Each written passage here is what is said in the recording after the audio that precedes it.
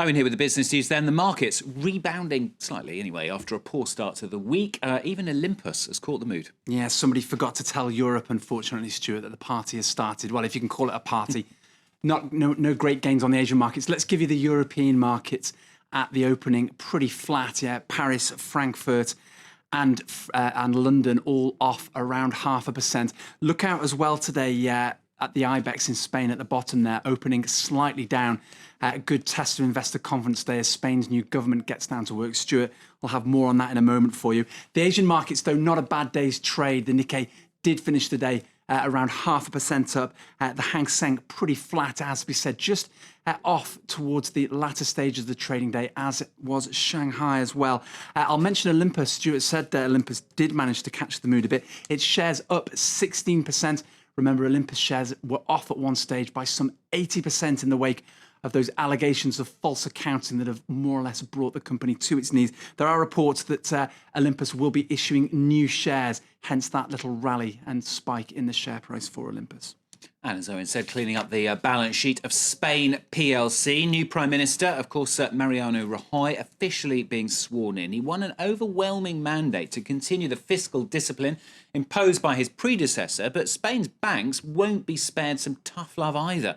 They're straining under 130 billion euros of bad debt accumulated during the boom years. William Edwards has more.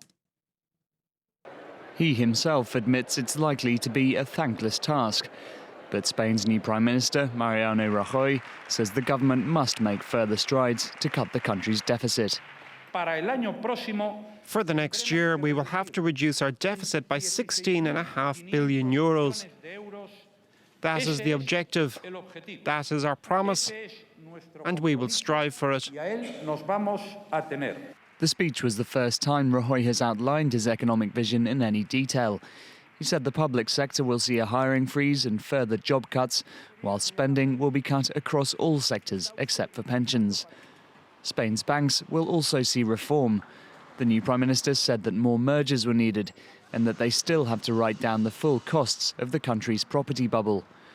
The challenge will be to bring down the deficit to 4.4% while maintaining growth and helping bring down unemployment, which is as high as 46% among under 25s. Rajoy will also be closely watched by the bond markets. The Eurozone debt crisis has seen Spain's cost of borrowing hit record highs in recent months. Altogether, it'll be a tricky balancing act, and it all depends on there being no more nasty shocks from the rest of the Eurozone. Let's just stay with the Eurozone and the debt crisis for a moment. In the last hour or so, the French budget minister has said she is confident that the UK will help beef up the International Monetary Fund. Try telling that to David Cameron's government, though. The UK announced it isn't going to chip in to a set of new loans to help swell the IMF's coffers. According to our graphic there, you can see the target was some 200 billion euros to try and beef up the IMF. Most of the EU have chipped into it around 150 billion euros, but it falls short by some 50 billion euros because the UK say, for now at least, they do not want to contribute to that. Owen Fairclough contributing 10% of his salary. That'll sort it out. Next then, Japan's new Top Gun, US defence giant Lockheed Martin has won an $8 billion deal to supply the Japanese Air Force with F-35 fighters. It's confirmation of the historic ties that continue to bind the two countries. But it appears that once again, Europe's defence manufacturers are struggling to find a world stage for their wares. It may be highly advanced, but it's certainly not cheap. At around $130 million each, the F-35 Joint Strike Fighter costs considerably more than competitors such as the Eurofighter Typhoon and Boeing's F-18 Super Hornet. However, that hasn't stopped the F-35 winning the dogfight for Japan's latest fighter jet contract. Factors that may have helped include the country's traditional defence links with the US, the aircraft's advanced stealth technology, and the fact that much of the manufacturing will be done by Japanese companies. The F-35's first win in a competitive tender contrasts with France's Rafale jet. Despite playing a large part in the successful NATO air campaign over Libya this year, it's yet to win any orders outside France, and the government has warned that production may have to end if buyers can't be found. The Eurofighter Typhoon has also seen relatively slow sales, but there is some good news for the Europeans. They're in a shortlist of 2 for India's biggest ever defence contract for 126 aircraft, which is expected to be decided in the coming weeks. Now, if you use telephone banking regularly, you'll know that India is the call centre capital of the world. Always quite impressive the way they seem to know the weather in your town where you're calling from. But for how much longer will that be the case? The country that created a boom industry in call centres and taking on the West's customer service is increasingly finding that its own outsourced jobs are being outsourced to other countries. Vikram Singh sent us this report. In the global capital of outsourcing, a peculiar problem. Jobs are being outsourced. A scenario difficult to imagine 10 years ago, but a reality today.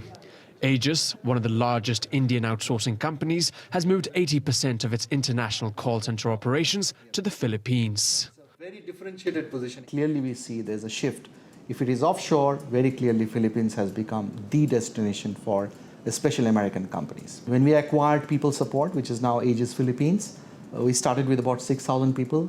As we speak, we are more than 12,500 people in Philippines. Aegis is part of a larger trend. 13 Indian companies specializing in outsourcing have recently opened offices outside India. Thank you for holding the line, Maggie. And Maggie, I've just reset the password. If you'd like to make a note of that, please. 350,000 Indians work remotely for foreign clients, selling products and offering after-sales services of all sorts. More than half of the customers are Americans. India's traditional advantage has been its large pool of low-wage English-speaking workers. But in today's increasingly competitive marketplace, that's not enough. Clearly, as far as the Philippines is concerned, given the cultural affinity with the US, the Filipino accent is much closer to the US accent than the Indian accent clearly is. And therefore, for customer service work, which requires intimate contact with the customers and processes which involve a deep interaction with the customers, clearly there is advantage in locating to that particular country. The outlook continues to be gloomy for the Indian outsourcing sector.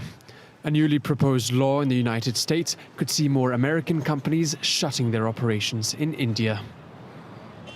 And just before we go, got some advice for you. If you put your Christmas lights up, you know you've got to keep an eye on the electricity bill in these hard-pressed times. Try telling that, though, to a festive fan in the US.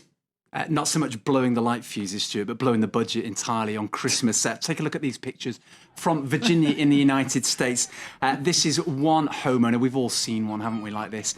Spending $1,500 alone this Christmas. Around 30,000 lights covering this house. Around 500 glowing figurines. You've got Santas, little Jesuses, all sorts there. In his front lawn. But what an electricity bill. And apparently he does this every year. So $1,500 on your Christmas lights every year. Not Excellent. bad. It's the producer's house. It's producer Claire's house. She's denying it. She's denying it. That's all from us. Thanks, Owen. A lot more news coming up really shortly. Claire will be here after the break. Stay with us.